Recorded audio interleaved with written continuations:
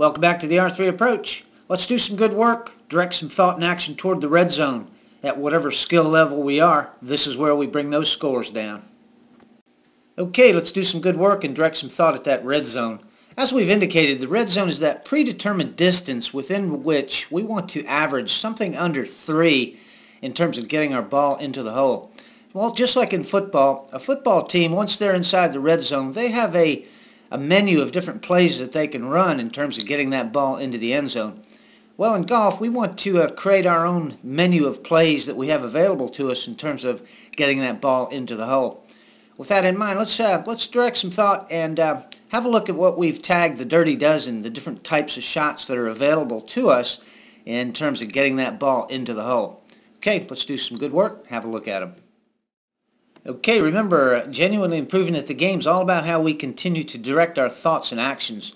As far as lowering our scores and shaving strokes off that scoring average, it's all about the red zone. Once we get inside the red zone, our perspective number one goal is going to have to do with our ability to develop an intuitive feel and an understanding of how and when to play these shots in a good fluid motion manner.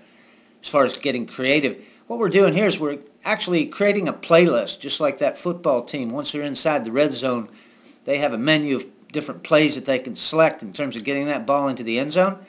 Well, we'll create a playlist that we can choose from in terms of getting that ball into the hole in such a way that we're averaging something less than 3 shots. Let's have a look at the 12 plays that we have available to us. And again, we'll need to develop an understanding of and a feel for how to play each of these shots based on the circumstances that we're in. The first shot will be the full wedge shot.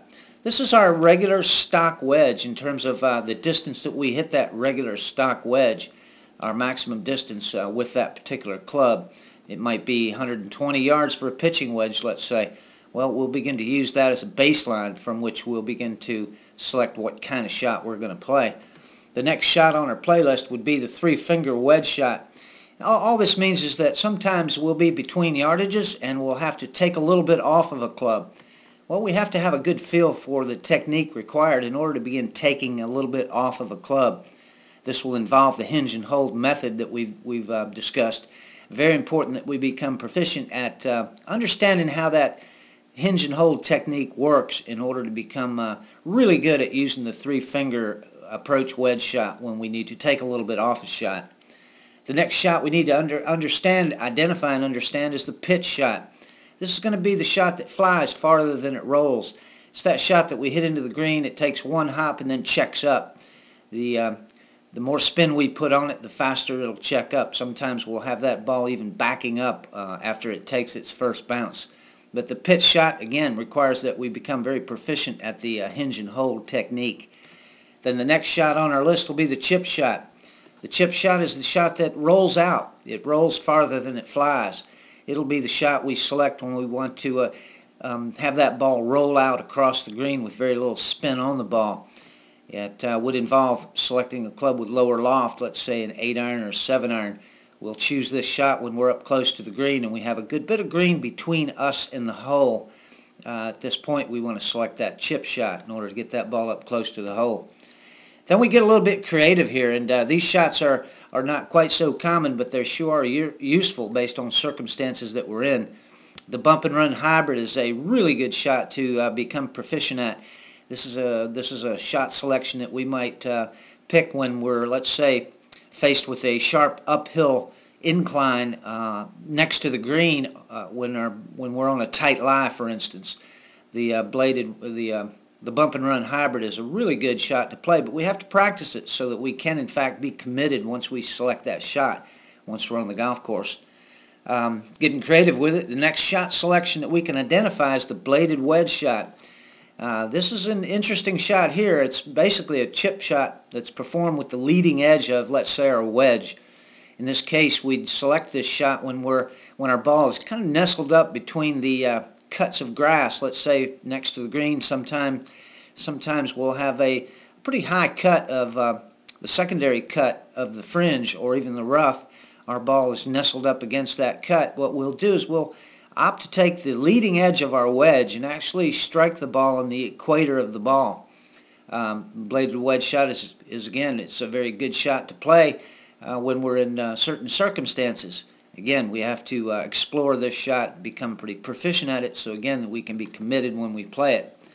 Okay, the next shot we'll use quite often in golf is the flop shot. This shot flies high and stops pretty close to where it lands. Again, there's a technique involved here that very much requires that hinge and hold. Very much a body release type of shot here where we're not getting too handsy with it at the bottom. Although we will need to use the hinge and hold method. It's going to be a really soft motion that we have, really soft release action with our hands as we come through to create the flop shot. We'll use the flop shot a lot when we're on the golf course. And then there's the monster flop shot. Of course, this is just an extreme version of that flop shot. Sometimes we'll find ourselves in situations where we need to really have that ball stop immediately. In other words, it just practically stops exactly where it lands. Again, it's an awesome shot to play if we can pull it off when the time comes. So the monster flop shot, again, it's just an extreme version of that shot, flop shot. But again, we need to have a good understanding so that we can, in fact, commit to the technique once we select that shot. And then there's the sand or the bunker shot. Well, this is very much the same as the flop shot, except we'll be playing it out of the sand when we're in a bunker. The biggest difference between the flop shot and the sand shot or the bunker shot is the fact that when we're in the sand, our golf club never comes into contact with the ball. A good sand shot requires a lot of acceleration of that golf club through there in order to get that ball out of the sand. We need that club coming into the sand at the right distance behind the ball. And again, it takes a lot of commitment because we do have to be accelerating that club through that sand in order to get that ball out of the sand. We're displacing a lot of sand when we hit this shot, so it does take a lot of commitment to the shot. But again, the sand shot is one we'll use a lot when we're on the golf course. So the sand or the bunker shot is a really good one to become proficient at and have on our list. Okay, then once we get onto the green, our objective is to, of course, average something under 2 putts. We want to average something under 2 putts once we're on the green. So in terms of just getting creative here, we have to know that the long lag putt, what our objective here is to, we've selected a distance of 17 feet. Anytime we're outside 17 feet, we want to have the mindset that we're going to roll this one up close. Maybe even make it. It's always possible that that ball might go into the hole, but our mindset is from outside 17 feet, we're going to roll that ball up to tap-in distance, get it up close to the hole. And then the short lag putt. This is a distance where, once we're inside the 3 to 16 foot range, there's a good chance we might make this one. This is where we begin to figure, hey, we can get that ball into the end zone on this next play in football.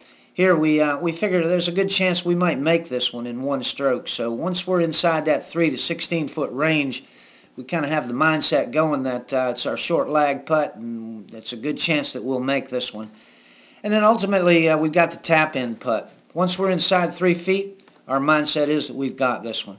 Now, we all will tend to miss a few inside this 3 foot range, inside this tap-in range. So when on that occasional circumstance where we do miss one, we have to know how to handle it emotionally. We don't want to, the greatest putters in the world will, for whatever reason, maybe through no fault of our own, that ball might hit a ball mark or a cleat mark or something, and through no fault of our own, we miss it. So we have to understand that the tap-in putt, anything inside 3 feet, our mindset is that we've got this one. But on that rare occurrence where we do miss one, we need to know how to handle it emotionally. Okay, again, this is the Dirty Dozen. These are the 12 shots that we begin to get creative with, and again, the better we can play any of these shots, the better our short game skills are going to be, and the more we're going to lower our scores and again shave strokes off our scoring average. Okay, with that in mind, let's make sure to do work and give some thought, direct some thought and action toward these 12 different kinds of shots that we can play once we're inside the red zone. Okay, so I'll keep doing good work now.